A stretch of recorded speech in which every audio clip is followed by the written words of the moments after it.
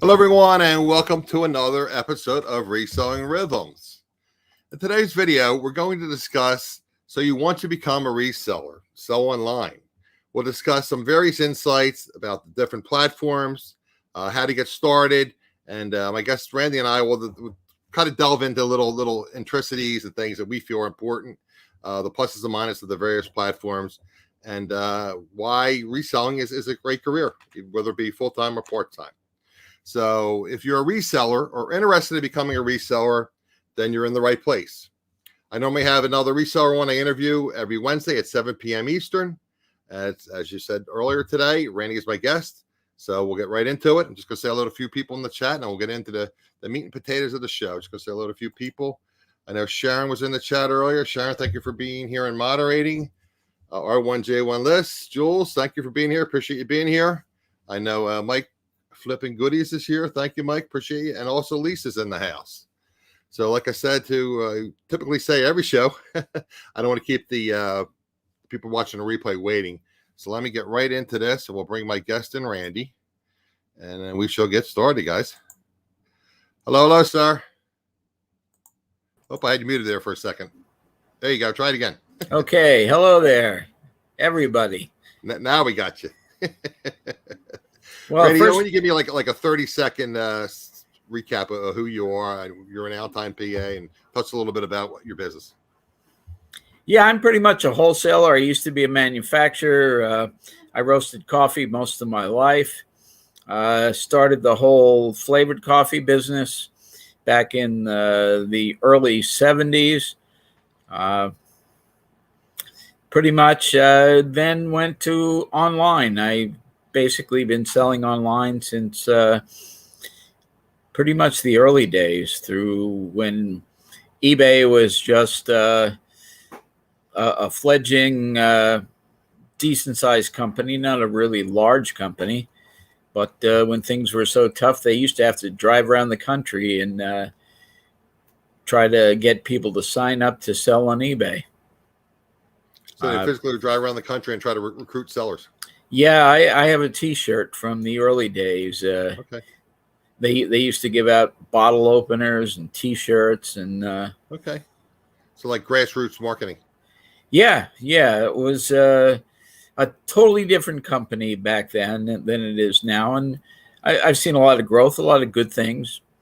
You know, a lot of people complain haven't been around since the early days, so they don't know how difficult it used to be. Right. And there were some good things that went by the wayside, and there were some things that I necessarily didn't like. But overall, I think they've done a pretty good job. And certainly they're a platform that is really needed for a lot of people. They're a benefit. So with all the downside to it, there's an awful lot of upside, more than there is a downside.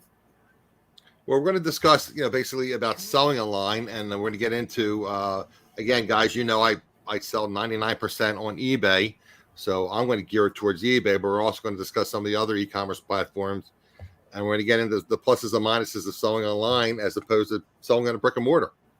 So let me just open it up, guys. I'm just going to get a little bit into the show a little bit.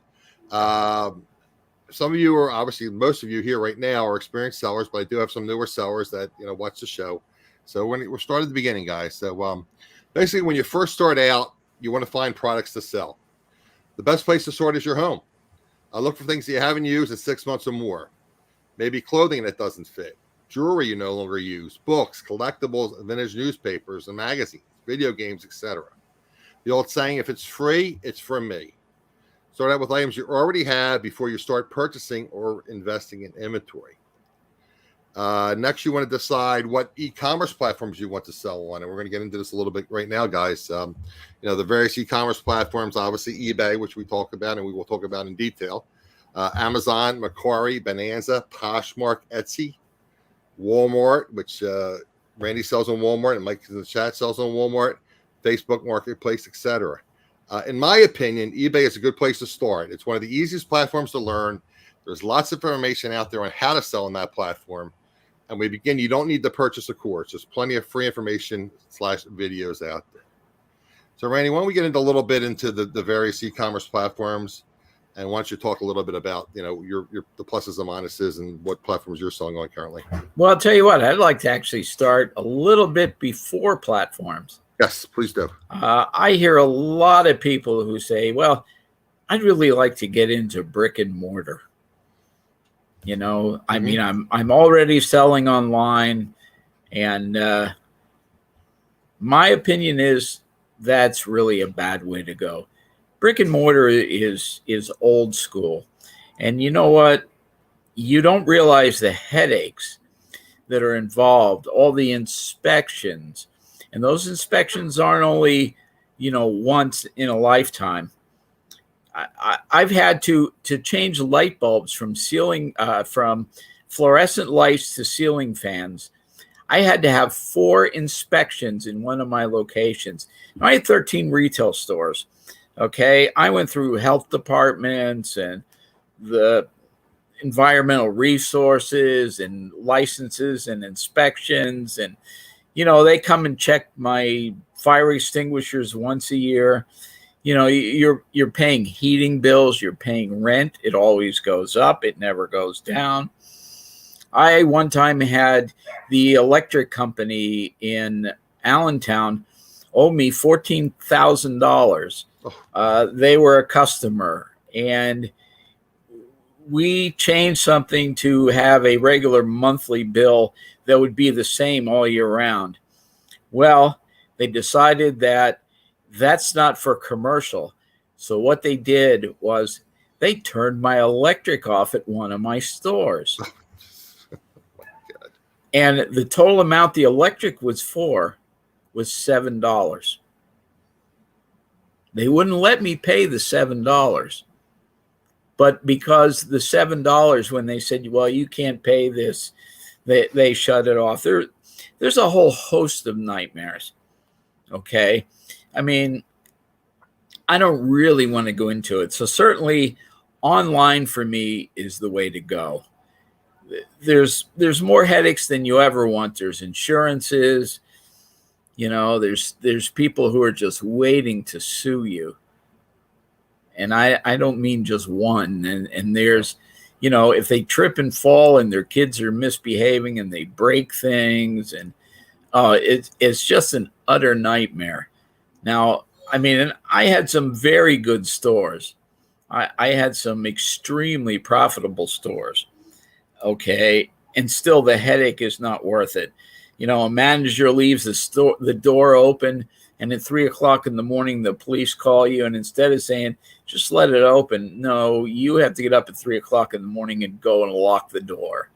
Okay. I can give you nightmare stories all night long, but let's not talk about that. Let's talk about, let's not talk about that. let's talk about selling online. And okay, you want to sell online. Where do I get started? Okay. Because there's so much to learn. How do I learn shipping? How do I learn how to list? How do I learn tons of things? And it can become overwhelming if you want to try to do it all at one time. Okay. That's not the way. And don't go and sell on 9 different sites. Okay. I can't even keep up with 9 different sites. All right. And I have a 10,000 square foot warehouse and a dozen people that work for us. Okay. And it's just another logistical nightmare. If you're good at that kind of thing, go ahead. But let's go to the starting point. I don't know if you see comment from Mike, and I don't know if he's joking or he's serious. But he says he shouldn't be listening. He's thinking about everybody a brick and mortar. Well, I'll tell you what. I don't know if he's serious or not. So if you want to hear some of the nightmare stories, you give me a call and I'll tell you. And you may want to really reconsider, kind of reconsider that. Believe me, and be glad where you are. Well, one thing I want to bring up, and again, every generation is different, but it seems like the younger generations are so indoctrinated buying things online and getting it, the next day or 2-day delivery. I mean, I have a neighbor here that's probably in her late 20s, and every single day she's got some kind of packages on her mailbox or on her front step.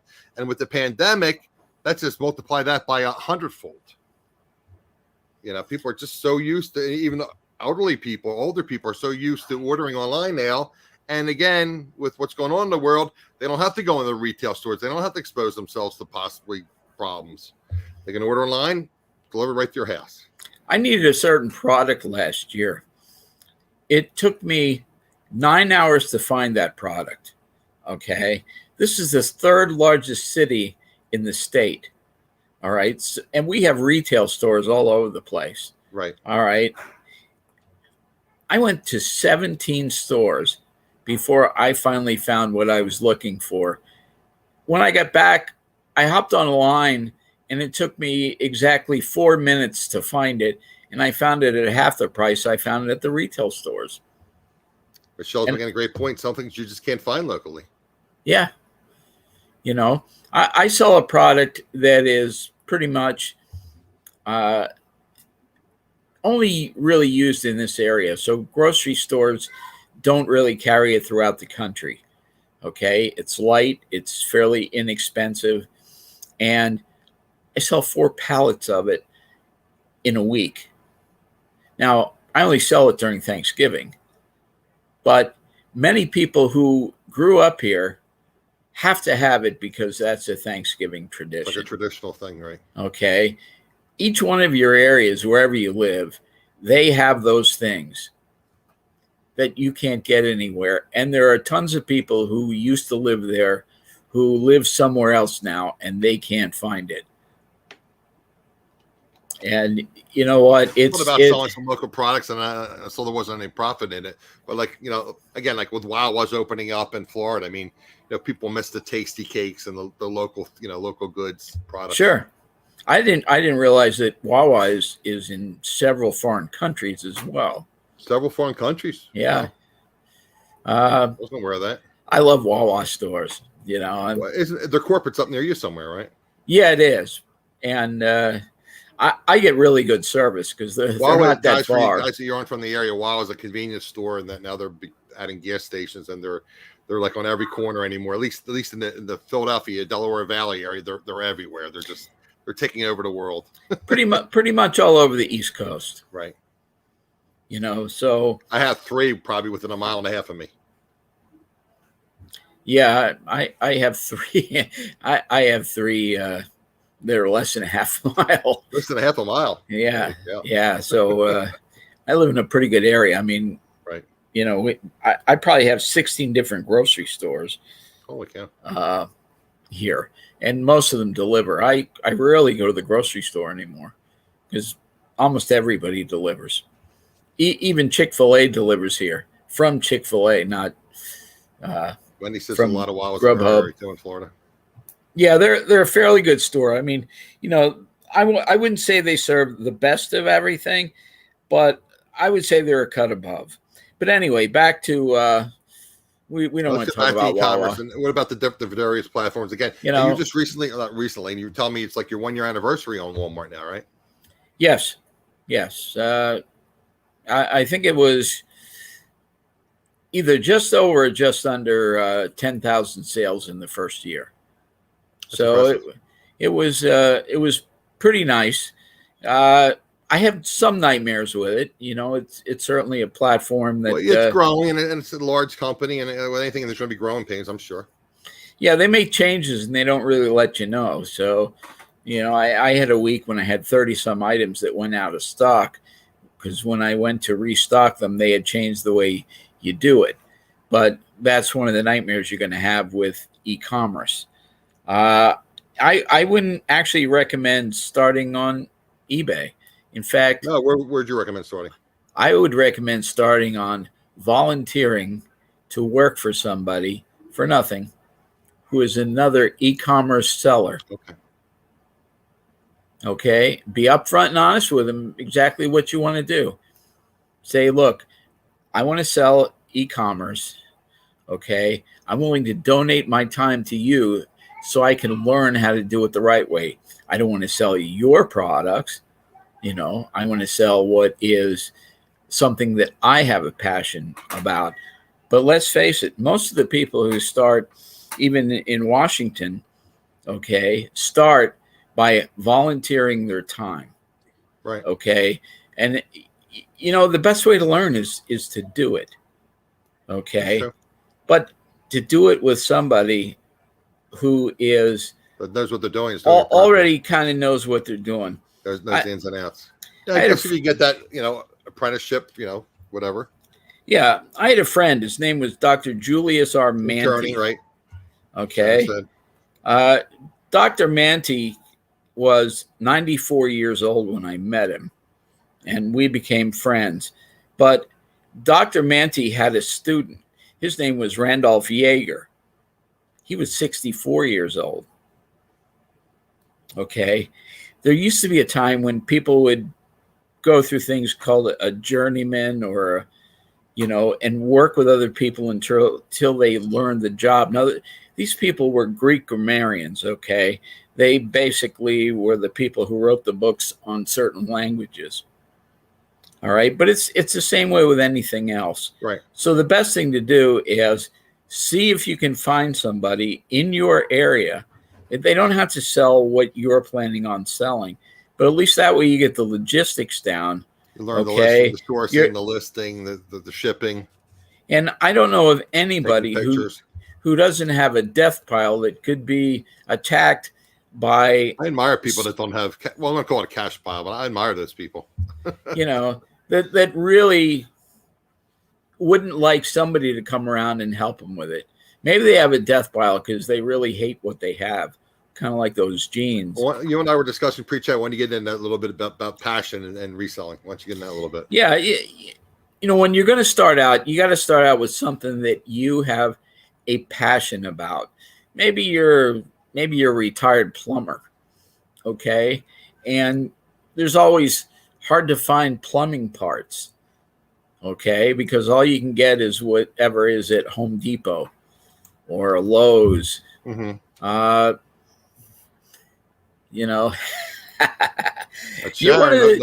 cash files there. Well, that's very unique. Yes, it is. Yeah. Okay. Because we all like to go out and source. Gotta admire that. Yep. That's the exciting part. It's once you get home, you go, oh, now I got to do the work. The sourcing is the fun part. The listing and taking pictures is the hard part. I don't even mind shipping that much. I don't just like the list. And that if you don't list, you don't sell. Yeah, I mean, they say it's list or perish. Plenty of us go out and buy things, and we have more things than we can list at home. So it's certainly a lot more. Started out with that, guys. Newer sellers, you got a ton of stuff you haven't used. Probably some stuff you haven't touched in 10 years, 15 years in your home. I remember when I moved from my first house to my second house, we loaded up a tractor trailer and sent it to the auction. And I said, I'm never going to do this again. And then we added on another 3,000 feet to our house. And we did exactly what we said we weren't going to do. Mm-hmm. But it was a couple of weeks before we started doing it again. It didn't really take too long. Although it did take me 9 years to convince my wife to throw away the baby things from the first child. And then right after she got rid of them, we had the second child. So we had to go out and buy them again.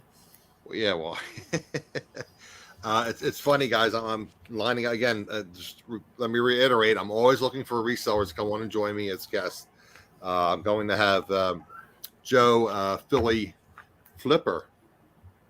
I'm sorry. It's Philly Flipper and Philly Picker. Philly Picker.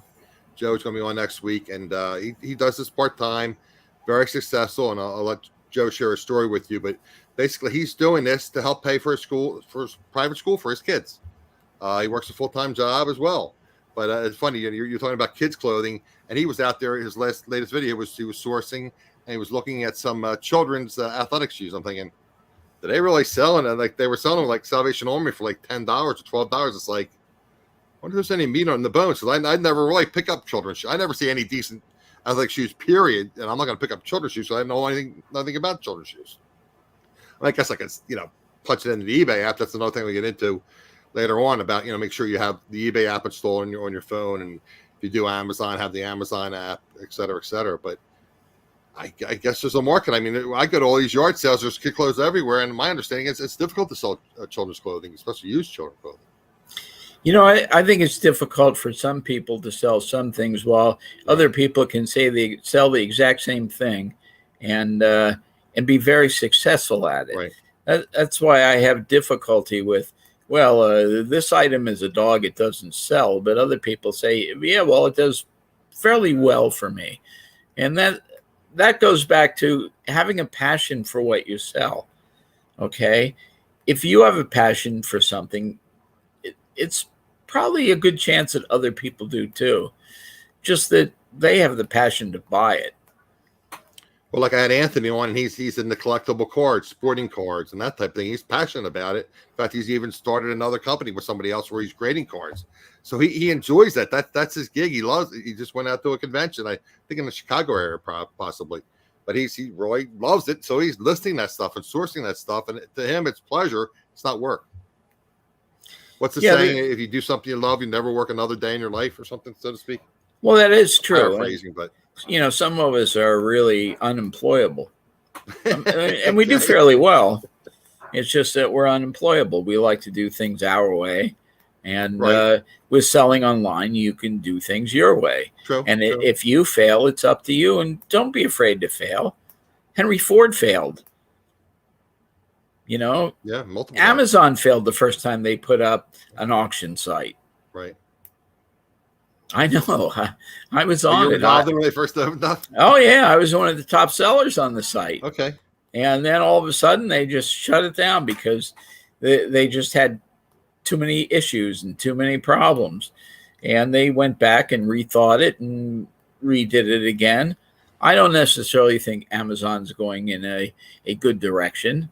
I think, to me, I look at Amazon and I think it's no different than Sears.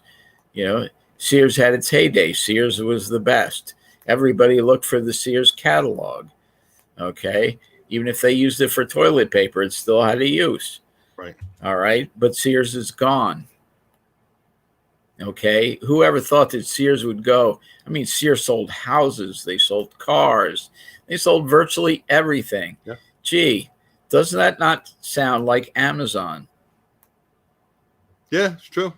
Okay. Well, they're getting good things. I mean, they're getting pharmaceutical. They're selling prescription drugs and. Sure, I use Amazon. I mean, the guy semi-retired. He called it space. I don't know if I would call it space, but Jeff Bezos went to space. I saw he was a little spaced out. Just outside of the Earth's atmosphere, but he said he went to space. Yeah, so when you're starting, if you can find somebody to start with, that's good. Right. Now, so like Sharon said, I said apprenticeship and internship. Basically, I guess it would be same basic thing. Yeah. I mean, like I said, I'm geared towards eBay, and I'm going to talk about eBay. But again, guys, this is my opinion for what it's worth.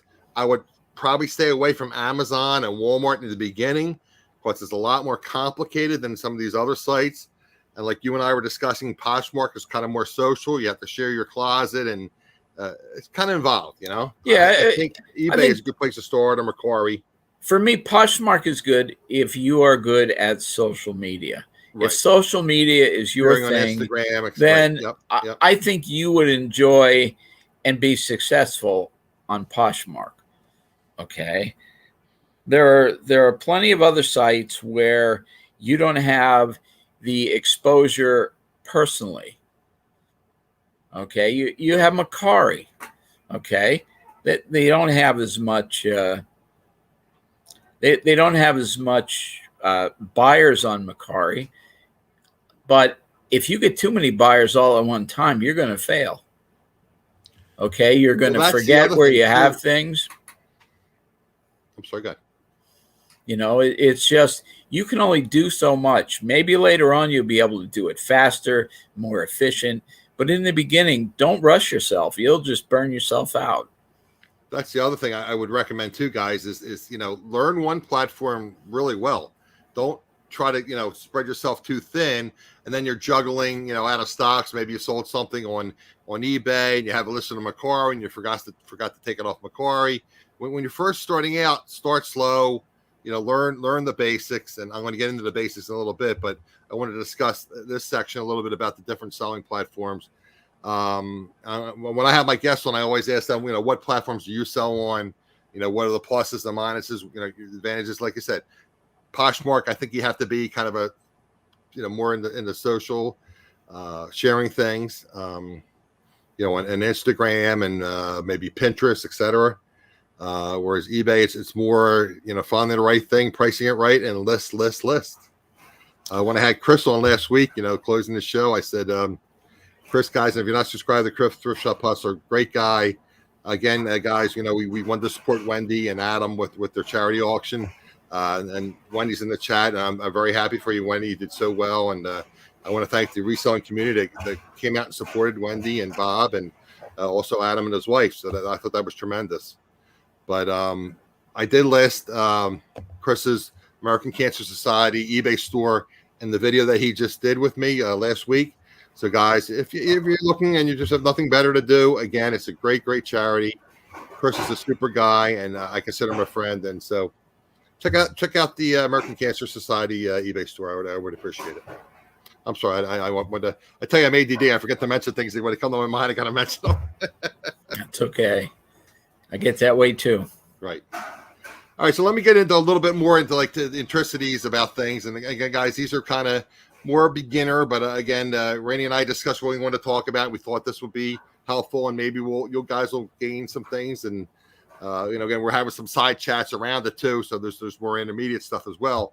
But what I'm discussing is more beginner, so don't go anywhere. There are more intermediate talks to follow, so to speak. Yeah, that was the word I was looking for. Intern, an internship. Right? Okay, that is done a lot with better jobs, and I you know what?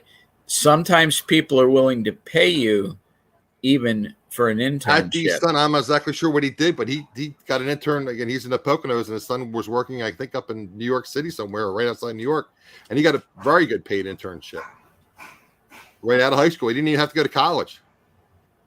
He did very, very well. So, and he's very happy, and he's very successful. Again, a paid internship. So, let me get into this a little bit more, guys, and again, we'll get back to we'll elaborate on things, but again, so basically, like I said, you want to decide, you want to get the free things around your house when you're first starting out. Then you want to decide what platform you want to sell on. And like I said, don't spread yourself too thin. Don't go on multiple platforms when you first start. And like I said, there's plenty of YouTube videos, plenty of information on how to start the business. And again, we're going to cover the basics here.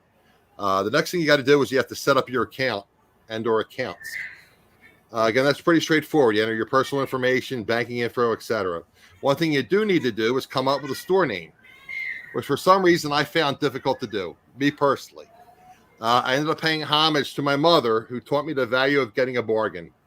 I've told this story before, but my mother was basically a single parent. My father was ill growing up, and so she taught me the value of shopping clearance and as Johnny and Cajun Resale would say, Clarence, shopping Clarence. And getting the deal. So she taught me that. So I named my store in honor of her. So anyway, so I found it a little bit difficult, but it just takes some time, come up with a good store name. Hopefully put up some kind of banner or something on your store, make it look attractive. One thing to keep in mind is when you first start out, you'll have listing limits. You only have so many listings or dollar amount per month that you can sell. And if you reach that limit, you can always request an increase.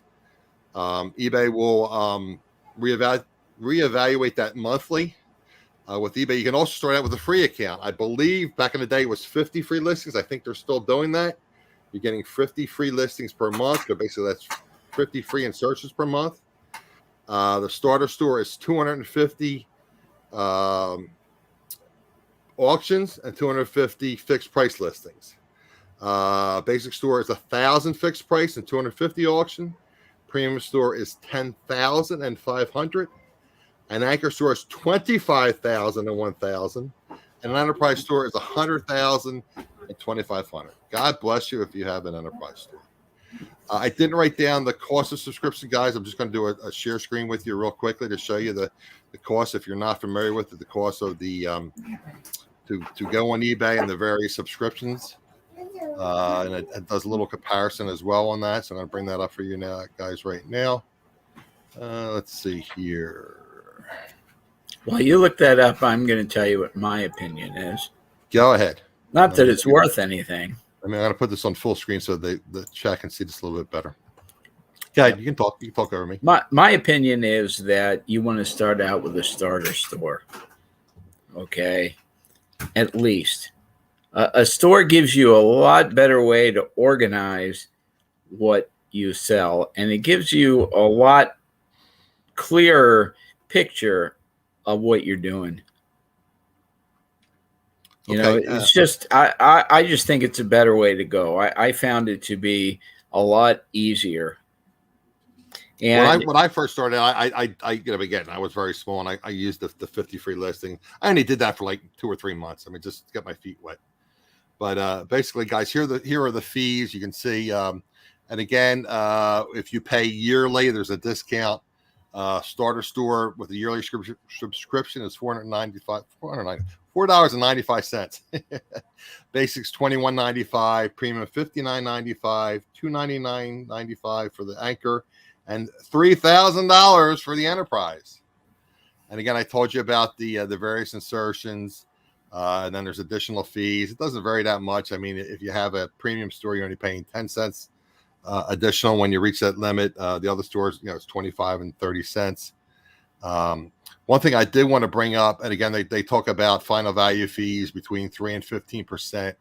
I pretty much use the 15% as a rule of thumb, because I figure you're paying your fees, you're paying your final value fee on your shipping, and most of us do some kind of promotion, whether it be 1 or 2% or more. So I just use 15%. As my fee. So again, one thing I did want to bring up, guys, in addition, just remember with these stores, again, you get a discount for paying annually, and also for all these stores except the starter store, you get a quarterly credit to purchase shipping supplies from eBay, which helps defray the cost. So again, guys, it's January, February, March, April, May, June. So July, August, September. So you have until September to get your third quarter, use your third quarter supply coupon. Again, that helps offset the cost of your store subscription. Yeah, it really doesn't take long before you're able to build up to where you're going to have a store anyway. What I did when I started mine, because people are a little apprehensive to buy from new sellers, is I basically lowballed until I had my first 15, 20 feedbacks. In fact, I used a thing that used to send people, used to beg for feedbacks, basically. And once I had some, then I got rid of it. But that's important. And the other thing you can do is buy a lot low-cost items, and you want to buy from the larger resellers, because most of them have automatic feedback. So people aren't going to go in and say, "Oh, a guy has 50 feedback." They're not going to go in and say, "Boy, he's got 35 from sellers and only 15 from buyers." So that's a good point. I was going to bring that up as well. You want to try to build up your feedback, because some people are hesitant to buy from sellers that have low feedback. Yeah, I mean, and it'll help you get momentum. Yes. That's the tough thing. If you're selling the lower priced items and are turning over quickly, again, eBay's algorithm, Cassini, loves to see that activity and sales. So again, it'll bump you up in the search rankings. Don't be surprised if eBay wants to make you beg to get, more money to be able to sell, because they're not beyond that. Yes, but Sharon's basically agreeing what I said. Buy low cost new items for feedback will probably be positive. Yeah. You know what? You'll make out in the long run. The other thing you got to realize is that this is a different marketplace. So, if you're kind of thin-skinned with people returning your things because they didn't like it for some stupid reason, it's not the place that you want to be, because it's going to happen. Well, you and I discussed it. Randy and I discussed reselling, and I really appreciate him, taking the time to talk to me about reselling. He's got a vast amount of knowledge, and we were talking about that the other day. And I'm my own worst enemy sometimes. I'll dwell on things, like Randy says. He was getting these returns and negative feedback and whatnot, and he said one of his favorite tools is to block the bidder. That's my favorite eBay tool. Exactly. Well, once you touch on that, it just give us a 2-minute spiel about what you were sharing with me about that buyer you had.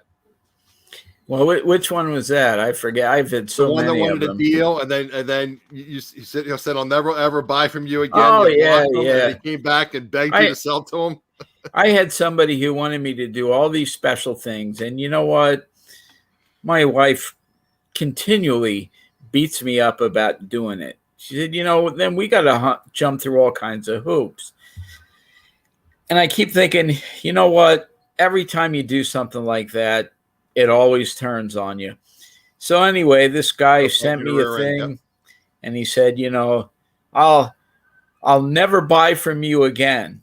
So I thought, well, okay, I blocked him because I didn't want to deal with somebody like that. I already went out of my way to do him a favor and do things that I normally wouldn't do. And about a month later, he came and begged me. And I just told him, I'm just doing you a favor and helping you keep your word. You're never going to buy from me again. You just do him a favor. You help him keep his word. Yeah.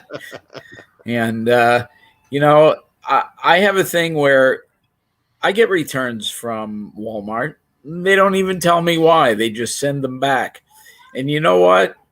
I think it's a lot better. I don't really worry about it. Yeah, right. I just go on. Okay. And it helps me go on a lot better than people who can continually contact me even after I block them. I've had people tell me, oh, I'm selling them, fake candy that I make in my basement. Oh, that's really kind of stupid. I'm going to set up $300,000 worth of machinery to make some fake 90-cent candy bars. But, or people eat 3/4 of a product and send it back and open a not as described case and eBay. 3/4, not of a one candy bar, of a bag of candy bars. Right. We're talking about a 2-pound bag of candy. Yeah. They ate 2 pounds of it. Right. Yeah. Well, they ate 1.5 pounds and sent the other pound back. I mean, I've had eBay. That's not a describe, Randy. Come on. I've had people return candy they bought from somebody else. To you. Yeah, and eBay gave them their money back. So, that's one thing. You know what? You got to just go on, because really, in the light of things, there's only a few of those idiots out there, and they're going to be out there no matter what. I'll tell you what. I know that, for instance, in the local grocery chain, because they're my customers, the Walmarts of the world and the Wegmans and, the Krogers. I know that, for instance, after Memorial Day, people will bring back, packs of hot dogs with 4 hot dogs in because they said they couldn't eat them all, so they'd like to get some of their money back. Okay. I mean, they're open. 8 hot dogs come in a pack. At least I think they do. I don't even know whatever. So they bring 4 of them back and they want their money back. And believe me, this happens to virtually every grocery chain. Another reason not to have a brick and mortar, right? That's it. That's it. Believe me. The headaches are compounded when you get into brick and mortar. Because let's face it, at least the one good thing with online, you don't have to see the idiot's face to face. So it's a lot easier to forget them. It's a cost of doing business. And as much as it irks me and it irks you, move on. Try to move on. Forget it. There's always one in the bunch, and if you get a 1% or 2% return rate, it is what it is. It's the cost of doing business.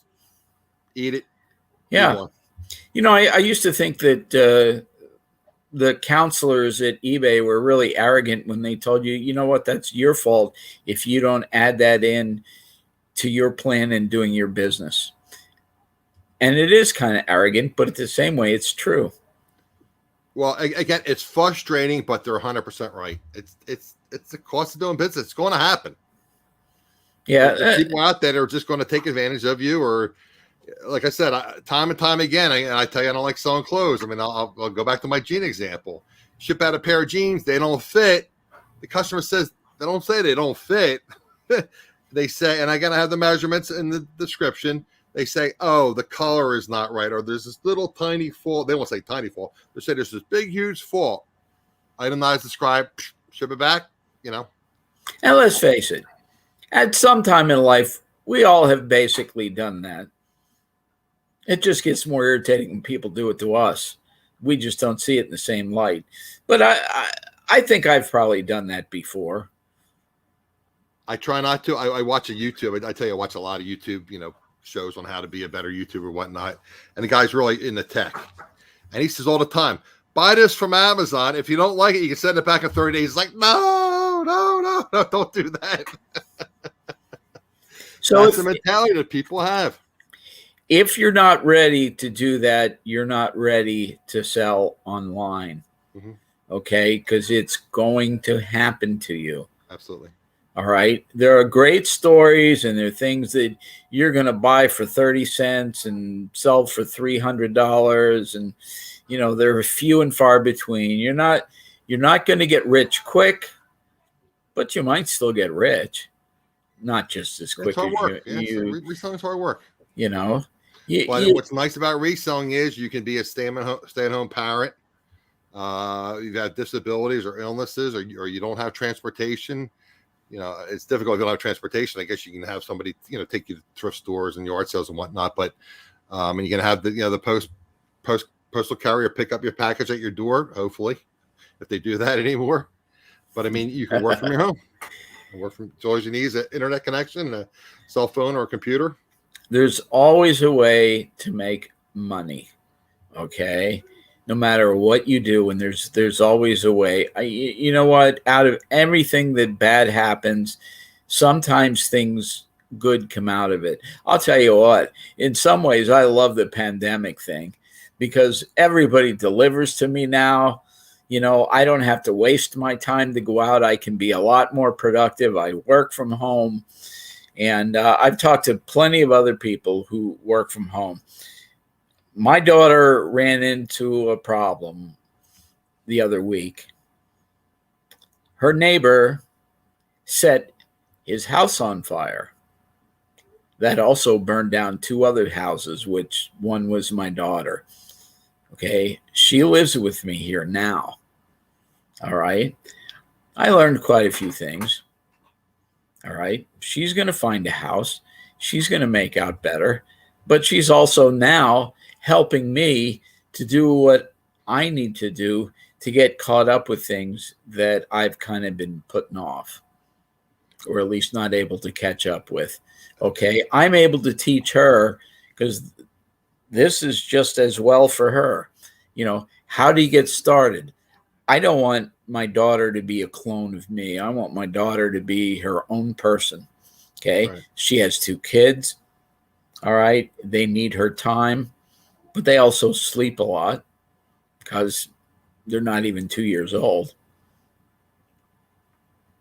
So good things come out of bad situations. If you're a bad analogy, but sometimes you got to make, lemonade out of lemons. And like I said to you several times, thank God she wasn't injured. The family wasn't injured. And hopefully, she'll find a nice place and, we'll move on. Yeah. I mean, they gave her basically $250,000 guarantee that she'll get a mortgage if she buys a house at less than $250,000. So we'll help her with that. Right. We'll help her with the down payment. Yeah. Yeah. And, everything will turn out okay. I learned a lot of things about Goodwill and the Salvation Army. Goodwill wasn't very helpful to her. The Salvation Army certainly was. I also found out that you won't find any new toys for the most part at Salvation Army thrift stores. Because why don't you share that with the chat? I thought that was very interesting. They give all the new toys to kids in need at Christmas time. So that Salvation Army, all the new toys that are donated, they collect them. They don't resell them, and they donate it to the needy charities to give the children at Christmas time. I thought that was neat. I mean, I hear a lot of good things about Salvation Army. And I hear a lot of bad things about Goodwill, but I hear a lot of good things about Salvation Army. From the people that I talk to, and not people at Salvation Army. I mean, people outside of the Salvation Army, they're really not stingy. I mean, they give a lot. Okay, they make these kids a pretty good Christmas, and I think that's pretty nice. And so I don't look for new toys. They have a lot of new clothes, but they also keep a lot of new clothes that they give out to people in need. Okay. Because some of these stores, I mean, I don't know what stores, Target or Walmart or wherever, they donate to Salvation Army, like I said. So they pull them aside, and like I said, if people like situation where your daughter has a fire or a need of clothing, they can donate the clothing. Yeah, and you gotta. I mean, here's a thing like today. Today was half price day at the Salvation Army. Wednesdays are half price days at most Salvation Armies, correct? So I took my truck in. Is about 13 miles. 26 miles is the price of gas these days. About $7 before just to go down there. I took my truck in for inspection, and it was so tempting to get on the highway that goes right to the Goodwill, right to the Salvation Army, to pick up some deals. And I said, you know what? I got to turn back to my house because I have a lot of those. You have enough in your cash pile, Randy. I have a garage full of those good deals. I just got to list them. Right. All right, let me get into a little bit about what I have here, guys. I mean, like I said, we're expanding on the categories, trying to try to keep it interesting. But I wanted to do like a basic show and kind of expand it. So for the intermediate sellers and the advanced sellers, we'll have some comments and content for you as well. So anyway, and again, this is geared towards eBay because that's what I do is eBay. How to create a listing. You go to eBay, sell your item from clicking the sell button at the top of the eBay page. You complete the sell your item form. You'll be asked to select a category, write a good title and description, enter item specifics. We all know about item specifics and the glitches. Upload pictures, select a listing format, whether it be fixed price or auction. Select the price, select the listing duration. Again, this only applies to auctions, because we all know now fixed price listings are for 30 days and they automatically renew. Provide your payment information, provide shipping information, provide your return policies, select a listing upgrade such as promoted listings, bold print, etc. Again, guys, so that's pretty self-explanatory.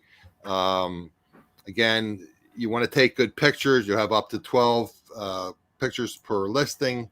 One thing I really like, I have issues with my iPhone taking pictures even in decent light when I have ring lights and lighting and softbox, etc. Doesn't take great pictures in low light. But on the app now, the eBay phone app, it has an app that will take out all the distortions and the color. It'll white out the background, basically. You know how eBay says they want you to have a white background because that helps with the Google search engine. So on the app, you can do that, and you got to play around a little bit on the computer. I don't know why I don't have it on the computer. I'm assuming they will eventually put that on the computer. But on the app on the phone, you can actually white out the background, and I think it works very well. So, yep. Would you have a little printout there? Think of starting a business like building a house. Right. Okay. You need a good foundation. You need to pick the right neighborhood. Okay. What kind of things do you sell and who you're selling them to? Because each platform has its own type of buyers. Okay. So even if you sell on all of them, there are, unlike people who shop in grocery stores where they go to 3 or 4 different grocery stores, okay, the average internet buyer basically has one favorite site that they go to. Okay, they're all different kinds of people. All right. I chose to sell on Walmart because it's a different crowd that goes to Walmart and trusts Walmart. See, the trust is not in me because they don't know me. The trust is in the platform, whether it be Walmart or Amazon or eBay. Okay. So their reputation is very important. All right. You have sites like Bonanza, and I know a lot of people aren't very successful there, but that's a nice place to start and practice. Okay. So because there's no cost, just like Macari, there's no cost until you start to sell things. All right. Starting out on eBay is becoming more difficult with all the different item specifics and everything. And there is a cost. even if you don't sell something, you have a cost. Whether it be insertion fees or your monthly Right. support fee. So, the best thing to do, get your feet wet. Okay. Yep. Look around, even on the things that you have interest in. See who your competitors are. Okay. Look at them and say, what can I do better than they can do? Okay. How can I make my stuff look better? All right. You don't need ring lights and soft boxes. I have those too. All right. But I have times when I just use a white sheet of paper. Use natural light. And yeah, Sunlight. I use the sunlight, or even Right. just a basic LED light, Okay. a table lamp, or some kind of I don't always have to use that. And I have cameras, but I also use my phone, because my phone now has a better camera than my cameras. Yeah. And if you have a decent phone, it's easier, in my opinion, it's easier to take pictures with a phone than it is with the camera. If you have a decent phone. Like I said, for some reason, mine has a problem with lower light. I don't know why, but Start to make some money before you make all the investments in these nice little options. Like, well, that's why I say when you first start out, you're going to source from things that you have in your home, but we'll get into additional sourcing soon. But I mean, like if you want to sell clothes, it takes you a little bit longer. But if you look at all the horrible pictures where the clothes are wrinkled and dirty, and that's easy to compete with. All right. I was watching a video when I was doing some prep, and I do research and prep, and I tell you guys it takes time to put this together. I just don't do it off the cuff. But anyway, I was watching a YouTube video about selling on eBay, and this guy took these pictures. They were horrible pictures, and it was hard goods. Thinking, oh my god! The guy said, "Oh, that looks good." I'm thinking, no, it doesn't. When I went out the background, and then like I said, I really like that whiting out the background tool on the phone, on the app, and then he whites out the background, but he uses the slider, and then it distorts the picture of it was a GoPro.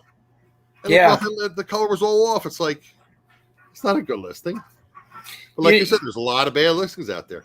When I wanted to learn how to photograph retail products, I didn't go to the YouTube videos that say, how to do photography for eBay and for Amazon.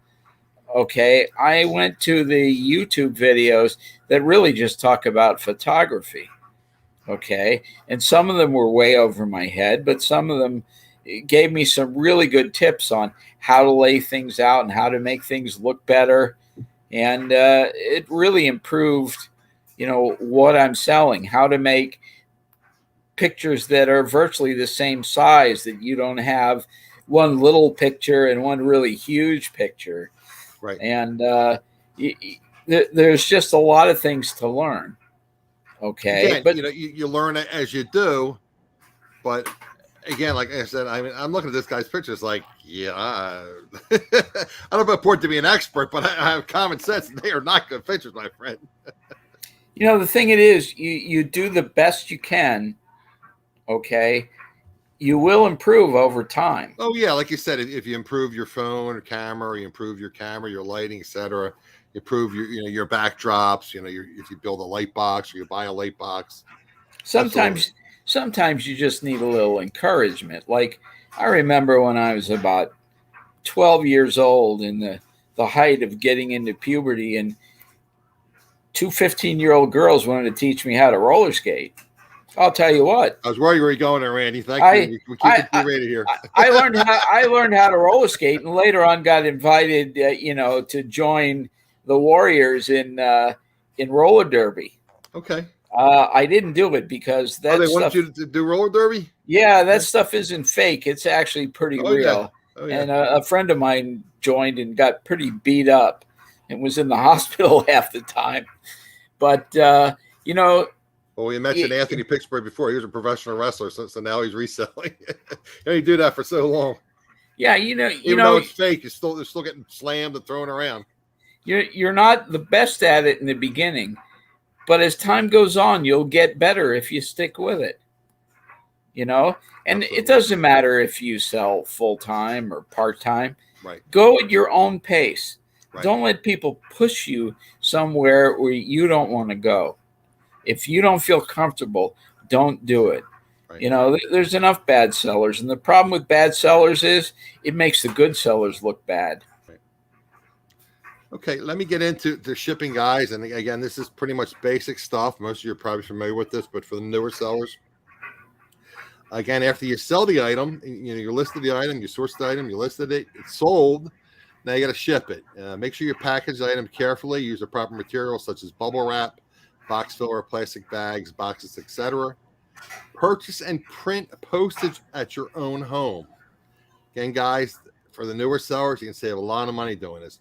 Don't pay the additional fee at USPS. You can purchase and print your shipping labels through eBay or one of the other shipping services. I personally prefer Pirate Ship because they offer me commercial rates plus from item one, whereas eBay bases your prices on the amount of volume, return policies, and your account standing. You can use an inkjet printer to begin with. Most of us have an inkjet printer at home. The next step, in my mind, is a laser printer. But if you're doing any kind of volume, you're going to purchase a thermal printer. And again, Randy was very kind to me and hooked me up with a used thermal printer. It works great. So again, guys, if you have a thermal printer, you'll save time, you'll save money. There's no ink, and the labels can be attached to your packages without adding additional tape.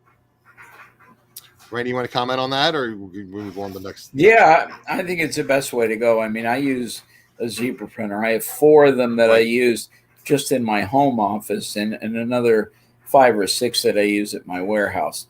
I have one that's a high-speed printer. I have 2 that are wireless.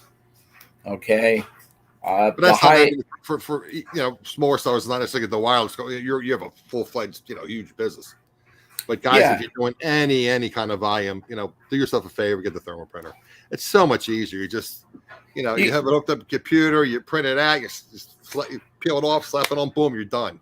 You can get tape, and you're not worried about running out of ink and paying the crazy prices for ink. Yeah, you can pick up a thermal printer for about $85 in pretty good shape. Right. I really recommend Zebra as a brand. But there's other brands. There's Brother, there's Dymo, there's just a number of them. And I don't think you have to be afraid about buying a used one. I bought all used ones. I don't know that I bought any that are new, except for the laser printer that I bought, which was an HP, which I think stands for hardly print. Because I don't want to jinx myself. I have a lot of problems with HP printers over the year, but I'm not even going to say it in this house. I'm not even going to say what's going on with this. But again, I hardly ever use it. A lot of times it disconnects. If I want to print something out, I have to take something to the doctor's office or something. I want to print something out. I purchase something. It never connects wirelessly. There's always an issue. It's not connecting. It's whatever, but still prints once I figure out what the issue is. God knows what the issue was, but yeah. I mean, I even got rolls of Zebra labels that were actually wound backwards, and they still actually what happened with that? Are they working okay now? Yeah, they work perfect. I mean, I have red ones and green ones and blue ones. Whenever I can pick up a deal, I pick up a deal, and I already have a whole pallet of them anyway. Let me interrupt for 1 second. Yes, Jules. Again, some people love Dymo, and again, I tell you guys, it's why I do this YouTube show. I hop in other chats, and I watch other YouTube shows, and I will go into some of the reselling groups. A lot of people have problems with the the Dymo printers. Yep, absolutely. But some people love them, so to each their own. But I personally would stay away from Dymo. What do you got? The laundry going on? The dryer back there? Yeah. Multitasking. When you have this many people in your family, you got a lot of people. You got a lot of laundry to do. I mean, we got a lot of laundry because there's things that we were able to get out of the house that kind of smell like you've been at a really heavy duty barbecue. Oh yeah, absolutely. So some of those things have to be washed about 7 times. Okay. But all right, let me get into the next category, guys. And if there are any questions, make sure you bring it up in the chat. I'm going to try to wrap this up. I try to tell you guys to try to keep it around an hour. So just a couple more things, and we'll come back to Randy, and we're going to close this down and have some open it up to any questions in the chat. So again, for your newer sellers, Again, we talked about originally sourcing from your home, things that you're not using to resell. You can get additional items to sell from thrift shops, yard and garage sales, flea markets / swap meets, other e-commerce sites such as Facebook Marketplace. You can do retail arbitrage, which is buying discounted clearance items at a store and selling them online. You do online arbitrage, same as a retail, but you purchase these items online. You can buy from auctions such as YouTube, auctions on websites, or auctions in person. And again, guys, I always tell you time and time again, do your due diligence, do your research. Don't get caught up in the excitement of an auction, whether it be online or YouTube, whatever. Make sure you're not overpaying. Make sure there's enough meat on the bone. Next category was when sourcing, i.e., purchasing items for resale. I said, make sure you do your research. I told you, just because something, again, when you're listing things or purchasing things, again, make sure you do your research. Check for sold, and also check for items that are currently listed. Just because something is listed for $100 doesn't necessarily mean it's selling for $100. Have the eBay app. Again, if you're selling on Amazon, have the Amazon app on your smartphone or whatever e-commerce site you use. Have those apps installed. Check prices before you purchase those items. Again, just don't willy-nilly buy things without doing your research. And here's one thing from me: don't buy mystery boxes. There's no mystery in mystery boxes except for the mystery that's going to be leaving your wallet to somebody else. Yep. You know what? Especially when it's a reseller. I mean, I'm not saying they're all bad, but a lot of them are bad. That people, again, like we talk about going to flea markets or people are buying things at the flea market. Well, if the person's a reseller, they're cherry picking out the best things and putting out the stuff. Maybe it's a lower price, but then it might not be saleable. I saw somebody defending a certain reseller, and they got a mystery box and they opened it right there. And, the problem was every single thing they picked out, which I waited and wasted my time really at, but I still was curious. They went through a box that they bought that had 25 items in it. Okay.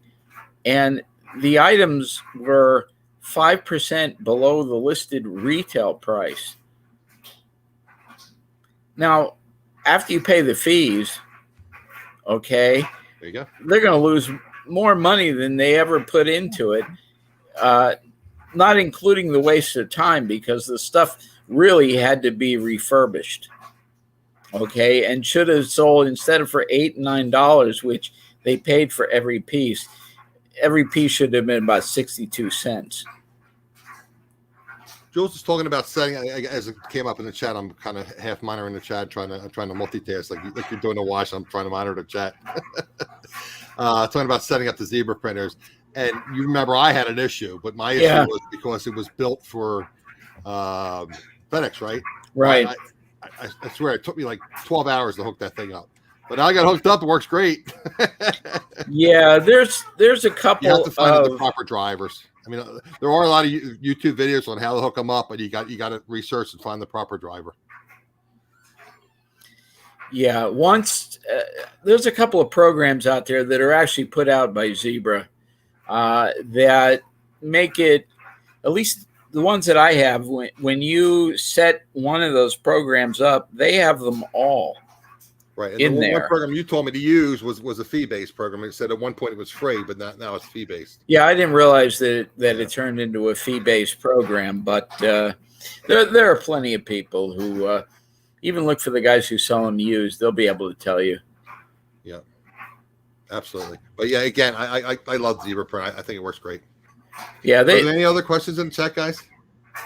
Sharon, did I miss anything? I was trying to pay attention to Randy and pay attention to what I want to talk about and monitor the chat. But like I said, sometimes when I multitask, I miss things. So I apologize if I missed any of the questions, guys. Just bring them up again. Again, I'm going to repeat myself, guys. I appreciate you all being here.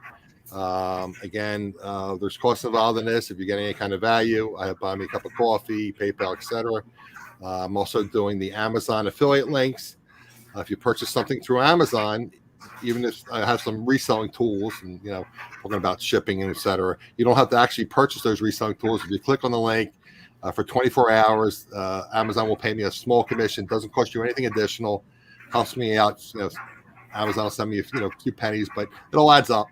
So again, I'm trying to get those affiliate links working. So if you're going to buy something on Amazon and you get some value out of this, please consider me and maybe click one of my links and then purchase whatever you want to purchase, and I'll get a small commission from Amazon. It doesn't cost you anything additional.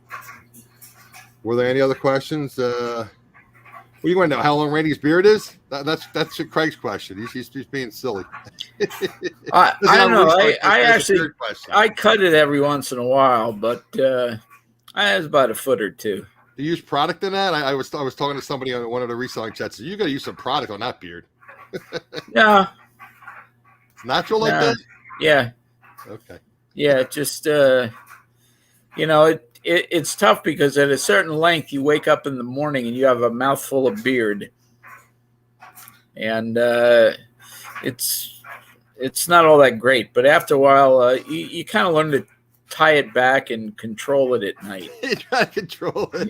Because it goes a little wild, but after a while, it's really nice in the wintertime. Yeah, it keeps your face warm. And in the summertime, it keeps the sun off your face. Yeah, well. So on that note, guys, again, I want to thank you. I always say your time is your most valuable asset. I want to thank Randy. I really appreciate Randy coming on and helping me do the show and talk about reselling. I want to thank the people that are on the live show watching the video and the live video and commenting and participating. Make sure you hit the thumbs up, the like button. If you're not subscribed, consider subscribing. And if you can, leave a comment. Great show, guys. Appreciate it, yada, yada, yada. That helps the YouTube algorithm, helps the show, and therefore it helps me. Anyway, guys, I'm going to have Joe, the Philly picker, on next week, and I believe I have somebody lined up for the following week. So again, I'm always looking for resellers to join me. So if you're interested in joining me, my social media is AdamsExploits everywhere, including AdamsExploits@gmail.com. So appreciate you all being here, guys. See you next Wednesday. Take care.